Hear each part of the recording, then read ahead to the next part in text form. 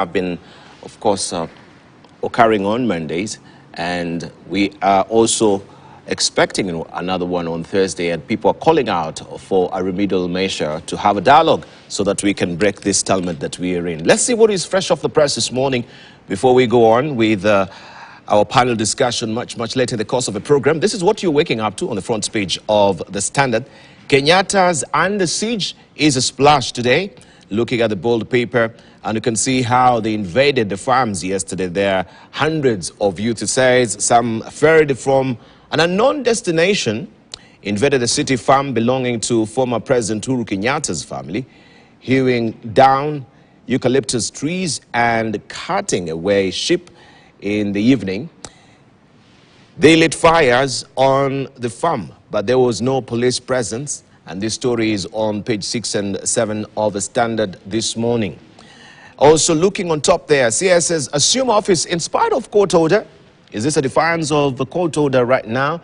And we know there is an application there to stop the, on this contentious offices contentious office of the CS has been challenged by the civil society and also the Law Society of Kenya. You have the story on page 12 of The Standard this morning.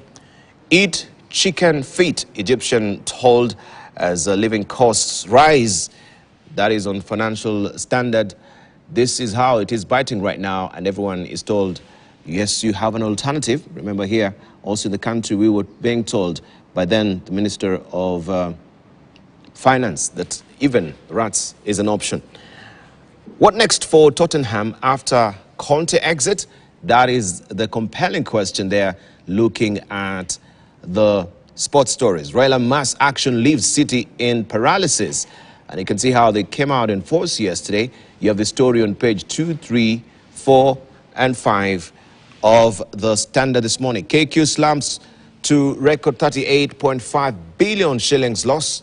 It's been on a losing streak there. Airline says performance is the result of reclassified loan that led to 18 billion shillings loss. You have that story tucked away on page 21 of The Standard this morning. Also on Financial Standard, ghost of energy reforms haunt Churchill. Ghost of energy reforms haunt Churchill. It comes in handy for you every Tuesday. This is Financial Standard inside the bold paper, The Standard. Let's see what the Daily Nation is holding for us. Stop this madness. Stop this madness. Is a dark Monday. Bullets, tear gas and stones in running battles between police and protesters is what the flag is reading on top here. Down a slippery path, a man was shot dead by police in Kisumu and several people injured on the second Monday of protest in which property of an unknown value was looted and destroyed. Odinga were targeted, that is Odinga were targeted. Properties belonging to the families of former President Uhuru Kenyatta and Azimio leader Raila Odinga were targeted for attack with machete-wielding gangs driving away animals and setting a tree plantation on fire at the Kenyatta's Northlands City Estate. You have the story on page 2, 3, 4, 5, and 6 of the Daily Nation this morning. And just an instant to give you a glimpse of how it went yesterday. Demonstrators engaged police in running battles at Mathare 10 area during yesterday's Azimio anti-government protests. Also, we can see it on top there. Free for all, as invaders carry ship looted from the Kenyatta family-owned Northlands City in Kiambu County. Also, Azimio Chief Raila Odinga addresses a crowd in Kawangware after he was prevented from accessing the Central Business District. Falling fortunes as KQ records 38 billion shillings lost. This is on the back page of the Daily Nation this morning. Pain as buyouts leave shareholders with bitter taste in mouth. You can follow the story on DN2 inside the Daily Nation this morning. Let's see what we have also on the front page of the Star. And this is what you're waking up to, the front page of a Star. Uhuru Farm Spectre raided in demo twist.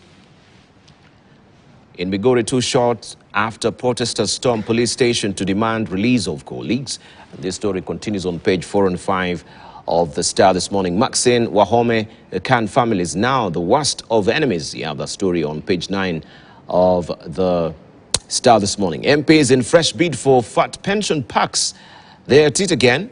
MPs have embarked on a fresh bid to award themselves fat retirement packs, including to those below age of 45. Through the Parliamentary Pension Amendment Bill 2023, they're seeking to get benefits even for serving 1 term or less than a year in Parliament.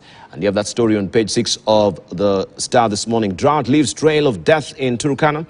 The prolonged drought has left thousands of Turkana residents in desperate need of food aid.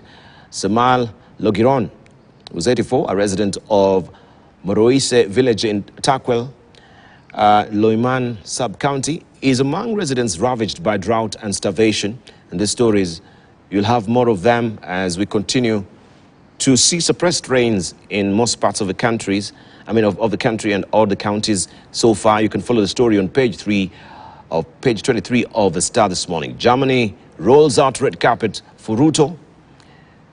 Hard at work, President William Ruto and Germany President Dr. Frank-Walter Steinmeier at Scholz Bellevue, Berlin yesterday, where he was accorded a guard of honor there.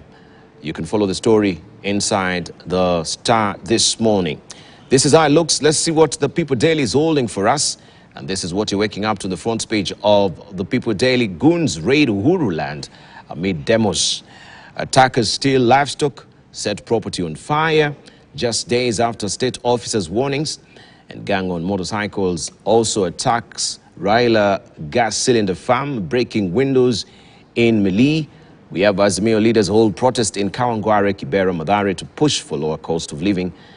And you have the full coverage of this on page 4, 5, 6, 7, 8 of the People Daily this morning. An insight of how it went yesterday, how also people came out in force for those demonstrations. And you can see an entourage here of Azimio La Umoja leader Raila Odinga addressing his supporters during one of his stops in Kibera, Nairobi yesterday. He renewed calls for re-election results servers to be opened for audit.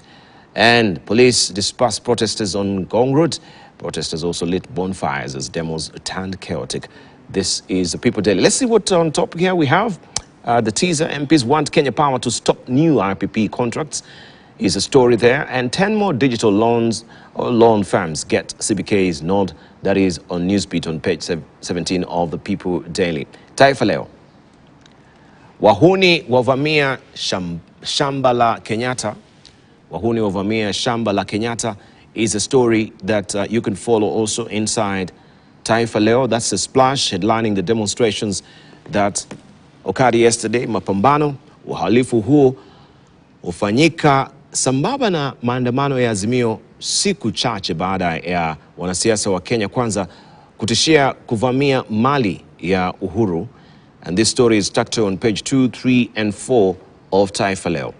Also, we have maandamano dhidi ya Netanyahu ya Chacha Israel. Also, there's demonstrations over the King Bibi, as they call him in Israel there, and his leadership, and how also they came out in force in Israel for the protest there. And moja wawa, wawili wajeruhiwa kwa risasi. This is also following the demonstrations that happened yesterday as well. This is Taifa Leo. You can grab a copy for yourself. Raila na serikali wacheza mchezo wa paka na panya. And also that is all laid out for you on page 2 of Taifa Leo this morning. Let's buckle down to some business. Now, new law forces gamblers to save with every bet placed.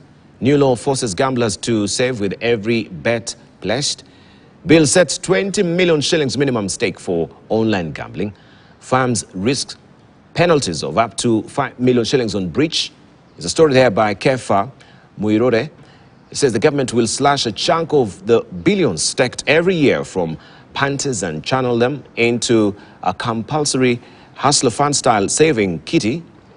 That is savings kitty promoted by President William Ruto's administration as a way of developing a savings culture.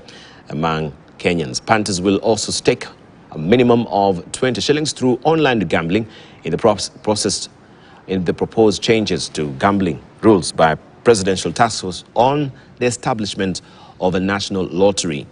Also, we have KQ marking a decade in losses, eye profits next year. And you know all about it right now. You can read all the details on page 2 of the Business Daily. Also, we have on the ticker there, Fast State, that is state-to-state fuel import cargo arrives mid-April.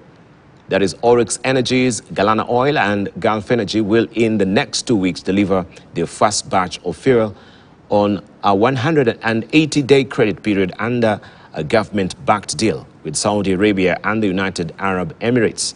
Also, UAE topples China as top import source on costly fuel. The United Arab Emirates has for the first time overtaken China to become the largest import source market for Kenya by value, reflecting the impact of the runaway cost of petroleum products.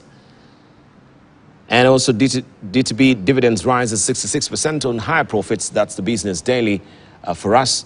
Let's look at the editorial cartoons today. I need some advice. That is the current state of play, looking at the demonstrations here. We can see Raila is tooting his horn there.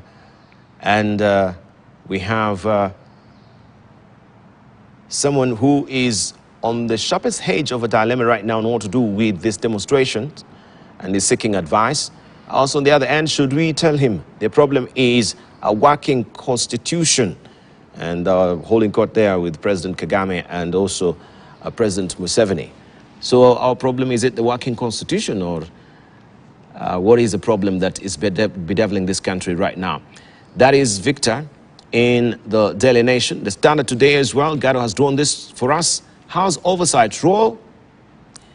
And you can see knives jutting out of the back of the oversight committee, which actually is right now on a gun, so to speak. Are they performing the oversight role effectively? That is the probing question, and this is what Gado has drawn for us as well. Those are the editorial cartoons. I shall be showing you also what Stano has drawn and Alphonse as we continue with the program this morning. But back to the headlines as well, and just to get a recap of what happened yesterday, I'm joined this morning by Professor Jacqueline Oduol, a politician, and of course also an immediate former nominated Member of Parliament. Also be joined by Farah Malim, who is the Member of Parliament for the DAB. We'll be joined as well by Dr. James Jikal, who is a Member of Parliament for Seme. Zach Maura has just cancelled on me this morning, but nonetheless we continue with the show as well. Thank you, Jacqueline. Professor, good to see you. Good to see you. Where do I start? Happy New Year? Well, I think that would be relevant since we haven't met. Happy New Year, yes, but in the circumstances, yes, a challenging New Year. Yes. Good to see you. So where have you been? What have you been up to? What is happening currently? Also, do you have any, so to speak, new revelations with this Azimio protest that is ongoing? And yesterday is also, of course, attack of Raila's Spectre and Kenyatta's families as well, the Northland farm. Yeah, really very unfortunate. I have largely been at my home in Alego, Songa, Siaya County. I have also had a chance to be invited to meetings to share thoughts as a leader and a Member of Parliament. I got a chance to visit with the SADC Parliamentary Forum. I've also had a chance to visit with a lot of parliamentary assemblies in the region and in the other continents. I think the key challenge here, Tibal, is really about leadership. Yes. I think in a way we never seem to understand that there is a reason why we do elections every 5 years. There is a schedule that indicates that there should be time for campaigning, for politics, and then when you have used your campaign strategy to get a position, then we now get to leadership. I think what we're witnessing right now is failure to recognize that it is now time to lead which really means that we need to consider ways of forgetting those who are for and who are against, and really just serve, look at what it is that is the challenge, and come up with solutions. Yeah, I really believe that's the unfortunate thing.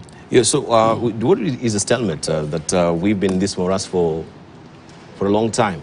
It's a vicious cycle that we're always in, and we've never been able to break, so to speak, the Gordian knot that every empire was unable to break the Gordian knot. Then how do we break this Gordian knot? The good thing is that we've always had very clear indication of what the problem was. Because as I was indicating, leadership is about solving problems. Yes. And the problem has been failure to adhere to our very clear and useful constitutional requirements, including even how it is that we would want to address or conduct elections. I think we remember Kivutu, the late Kivutu, telling us about the big sufuria where all of these things were being cooked in 2007. It's a pity that despite effort, and I must say very commendable steps, we never seem to actualize it.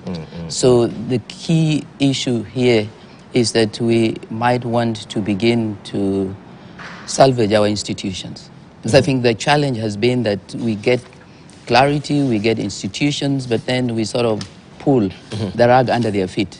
Okay. Yeah, and I that's why I take you to Kivutu. He did say that there were things being cooked in a big sufuria. That was 2007. I think we need to ask ourselves, from that point up to this particular moment, have we truly allowed the IEBC as an institution to work effectively? Because if we haven't, or if there is the perception that there is a way that the work has not been done, then that is where we need to start addressing this issue. How do we then ensure that we can have this institution do its work and enable us to accept and live with what they come up with as a verdict? Right, so there is a scholar who has actually been following the developments so far with the protest. And he seems to say, or to actually glean and observe the fact that this is tantamount to maybe a rising appraisal that the country will be subjected to if we do not really have a dialogue, that they should sit down and actually talk. So this will spiral into a revolution. This is how revolutions begin, when now you don't have even respect for the leaders. You can actually have expletives tripping off their tongues, calling each other names. And then we have also goons, as we saw it now, attacking the private properties as it is. So there is no remorse, there is no scruples at all that we can go full steam ahead for your property. We don't know. Next time it will be a household. And then how do we stop this? And are these